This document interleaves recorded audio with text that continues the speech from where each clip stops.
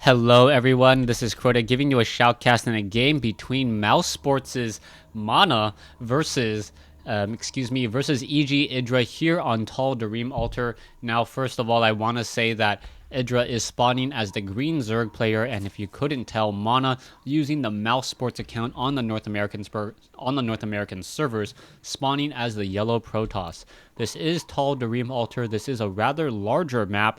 So we'll see how these players particularly try to play and what they do on this map and this matchup. Since this is a cross spawn, a lot can happen. It looks like Mana currently just going up and setting up a pylon over here on the front door, and should be going for, I would assume, a forge, perhaps a photon cannon here and down over here as well, and then trying to finish it off with a gateway and a cybernetics core and doing a fast expansion. Meanwhile, Idra, known for a very strong macro style of play, we'll see what he does in this matchup. As macro style of play does generally work out here on Tall Dareem Altar. There's a lot of expansions that you can use. This is the TSL version of the map though, so there's only 5 mineral patches here instead of 8, but there are no destructible rocks, making it much easier to try to take at least a smaller third base. Now, taking a look around the map so far, Mana is scouting in the opposite direction, counterclockwise direction here, and he will be able to come up that ramp in just a moment.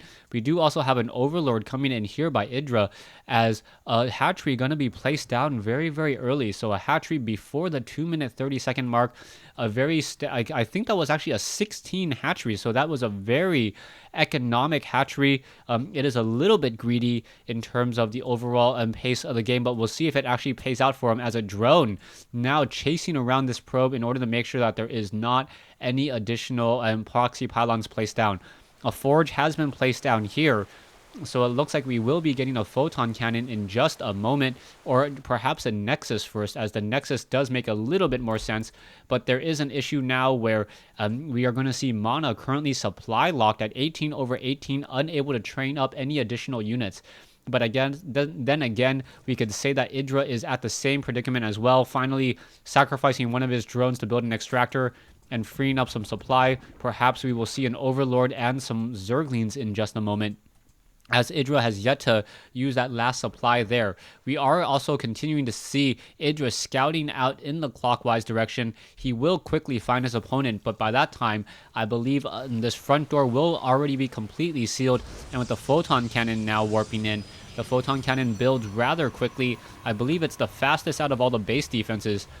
45 for a bunker, 50 for a spine crawler, and only 40 for a photon cannon. Drone will be able to make its way over in just a moment, and I think as soon as this cannon is up, that drone will get taken down, most likely by 2 shots. If it is 3 shots because of the natural regeneration on the drone, then the drone may be able to escape without any serious harm. And a probe was trying to hide behind this one tree over there, but Idra, knowing about that tree, was able to take it down, so not able to hide anything there, as now we saw the drone did take 1 shot here, and now we are getting that cybernetics core, and there will be a little bit of a walkway for units to be able to move out of there in just a moment. Back, still taking a look at what's happening around the map. We are getting some drones out, and now Idra is mining up pretty consistently, sitting on 26 drones, and with spawn larva coming in, he should be able to get a lot more drones trained up in just a moment, getting another hatchery. So wow, taking a third base when most players would normally establish their second base here on Tall Dareem Altar. And that is the benefit of not having those destructible rocks here. A Zerg player is able to easily grab another 5 mineral patches and continue to power drone. You're going to see how strong of an economic lead he's going to be able to gather and build up in just a moment, as he now sits on 31 drones. 31 drones all mining on mineral patches, and that is almost exactly 2 drones per mineral patch, until he had to prove me wrong and add some additional drones to the extractor. Another extractor over here as well, as we are now sitting on 35 drones. That is about 2 drones per mineral patch, meaning no diminishing returns, and that means a very strong economy for the Zerg, sitting at about 600 per group right now. We are getting an extractor up and running over here, so what does that mean for the future? We have an evolution chamber as well, making sure we do not get any spire, or not spire tech, Stargate tech, as Void Rays would probably be able to get a lot of damage in, or perhaps even Phoenixes, as that is a very viable option, especially on a map just like this. But we are also getting the Zerg missile attack upgrades. Interesting that we're getting the missile attack upgrades even though we don't have a Roach Warren and we don't have a Hydralisk Den.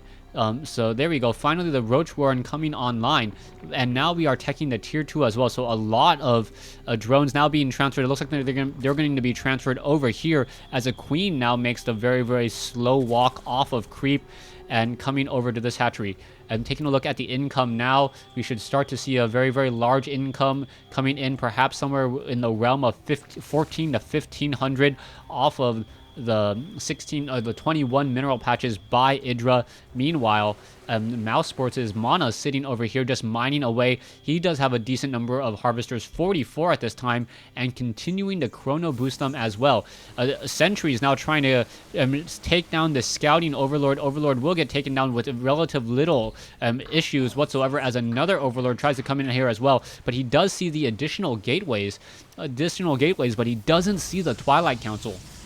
So without spotting the Twilight Council, we'll see what exactly Idra tries to go for. Level 1 missile upgrades nearing completion already, as the Glial reconstitution coming online as well, and it's going to be mass roaches perhaps. So yes, 11 roaches now being trained up, and Idra running off of 3 bases should be able to train up essentially 30 roaches a minute. And if he does a complete switch into roaches, I do think that it is going to catch Mana completely off guard, as those roaches are also going to have that movement speed upgrade in just a moment. We do not have the pneumatized carapace. Oh, we are going to get the pneumatized carapaces, so those overlords will also be able to start establishing a creep highway across the map. Sentries and stalkers also making their way out, but this is something that the sentries do not want to see. They do not want to try to battle against roaches.